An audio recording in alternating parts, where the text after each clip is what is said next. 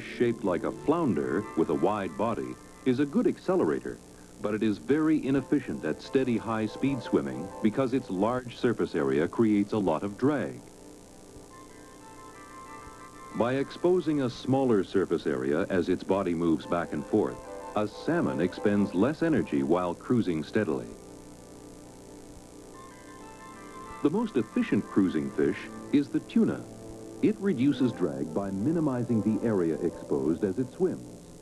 With a body tapered like a teardrop, almost all the thrust is applied by the tail. Ichthyologist Paul Webb.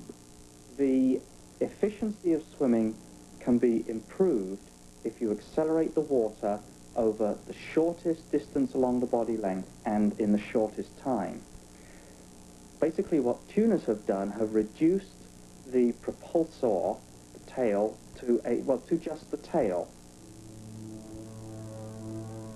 A tuna is a streamlined powerhouse of muscle. With its tapered body, it generates the force to sweep its broad crescent-shaped tail from side to side while creating a minimum of drag resistance. Because their body design dramatically reduces drag and isolates the thrust at the tail, tuna can swim steadily at high speed almost indefinitely, perfectly adapted to life in the open ocean. They're constantly on the move in search of food, and they thrive on the myriad schools of fish scattered across the seascape. These are piranha, fish that live in the murky confines of South American rivers. Developing bursts of speed is their specialty. With their round shape and prominent fins, they push against large amounts of water.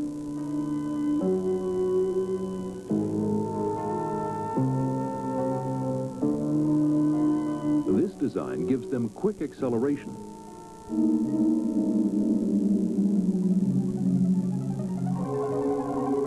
Fast starts are critical to fish in life and death situations, either as predator or prey.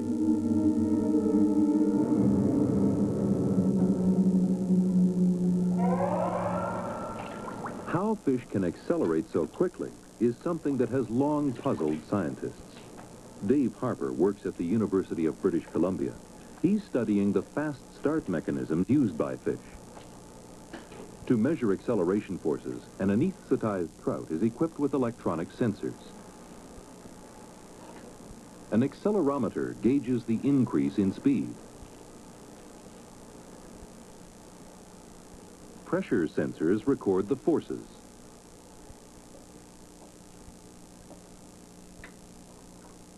The fish is placed in a shallow tank, designed for slow-motion photography.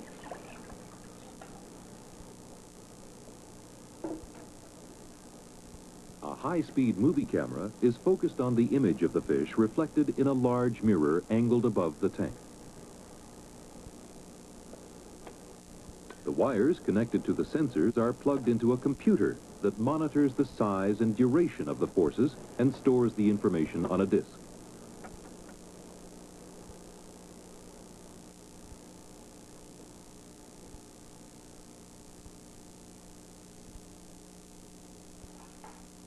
When the fish is at rest, Dave touches it with a prod. It responds by trying to escape. Slow-motion photography shows the fish from above. Startled, thought threatened by a predator, it escapes in less than 40 frames of the film, about a tenth of a second. Dave projects the film onto a computer grid. With a cursor, he plots the change in position of specific points on the fish as it executes the fast start. The computer correlates the position of the fish with the forces measured by the sensors. The film reveals that the trout bends into a large amplitude C shape.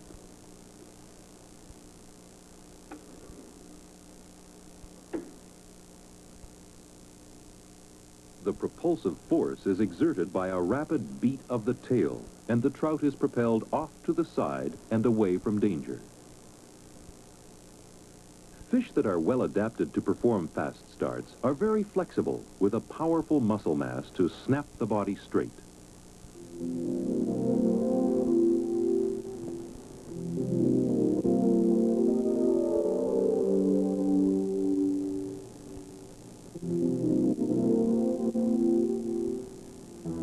The C-shaped fast start is the primary defense of fish when threatened by predators.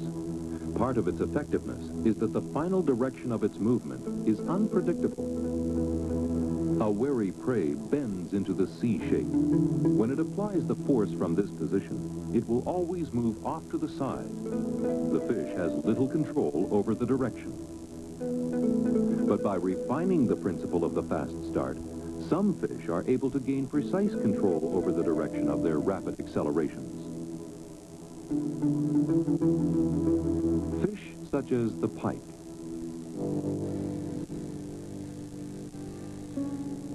Pike are potent hunters. They spend most of their time at rest or swimming slowly looking for prey. When they strike, they are successful almost 85% of the time. Gars are ancient cousins of the pike, and they show many of the design refinements of a fast-start predator. Their bodies are long and wide, with large fins and tail to generate thrust.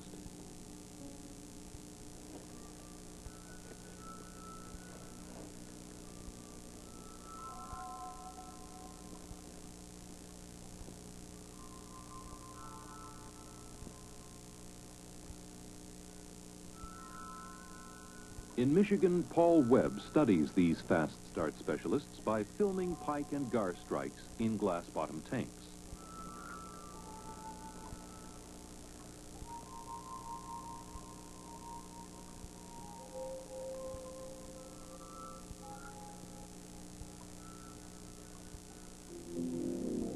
Slowed down over 20 times, the film of a pike's strike takes only fractions of a second.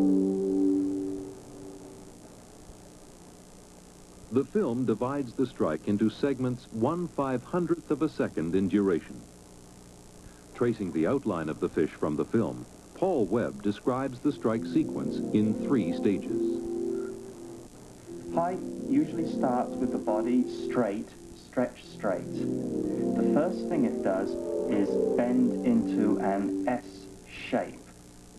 While it's doing that, water is pushed mainly sideways, but also backwards to a small extent, so the fish can begin to accelerate forward. Once it's in that S shape, it bends into a second S shape, but in the opposite direction. This is very effective for pushing the water backwards, so it accelerates very rapidly forward, especially during that second shift from one S to the second S.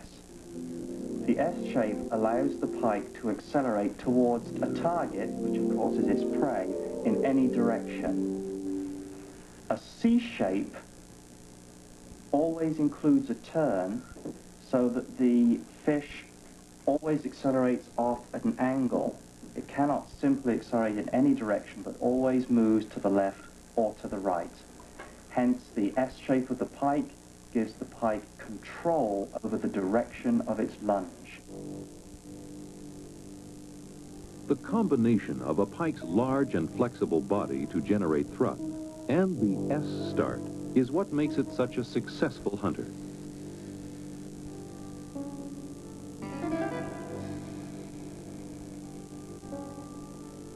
But it has other physical refinements. Rapid acceleration requires the elimination of any weight that isn't used for propulsion. Consequently, a pike is over 60% muscle. It even has a thin skin.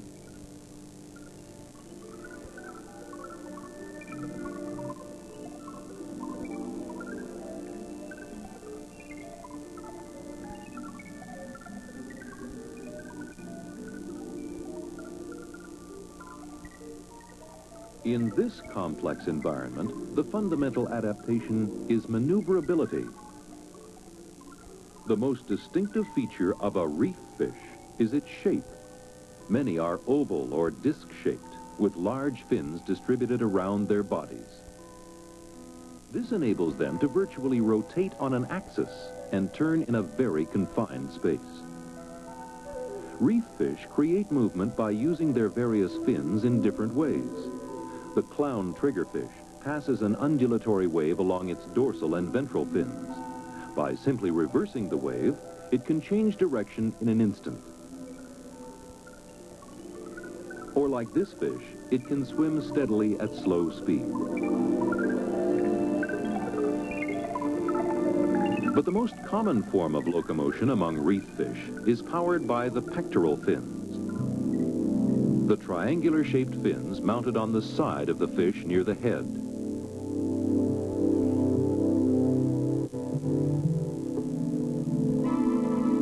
Slow-motion photography reveals the delicate interplay between the paired pectoral fins. At the University of British Columbia, Robert Blake photographs and analyzes oscillatory swimming fish. He compares the fins to oars on a boat. He's watching the pectoral fin, the small fin on the left of the screen. The fish begins the stroke by sweeping the pectoral fin forward in a flat plane. Then, opening it like a fan, the fish pulls the fin back. Just like an oar, the fin generates the force that pulls the fish forward.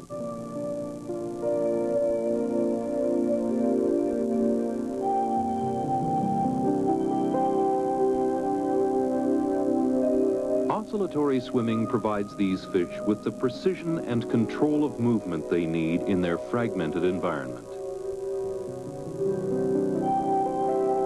The pectoral fins can move independently and can paddle either forward or backward.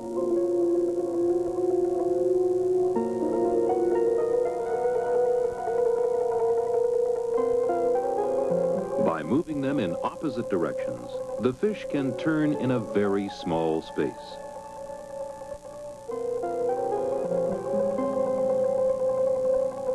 Within the coral maze of tunnels and crevices, these highly skilled swimmers are able to harvest the microscopic plant and animal organisms that thrive on a reef.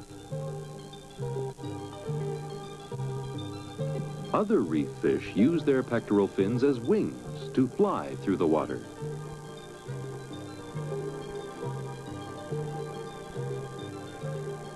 Their round shape and large surface area also gives reef fish fast start capability. They are very flexible, and when threatened, they employ the C-shaped start to accelerate to safety.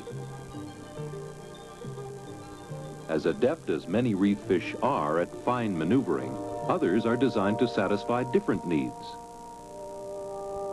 Some sacrifice swimming efficiency for camouflage.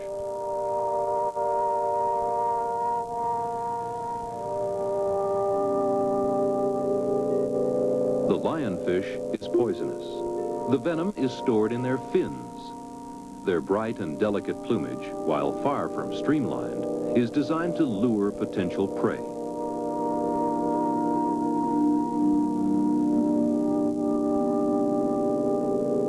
The spines on this fish present a predator with unappetizing prospects.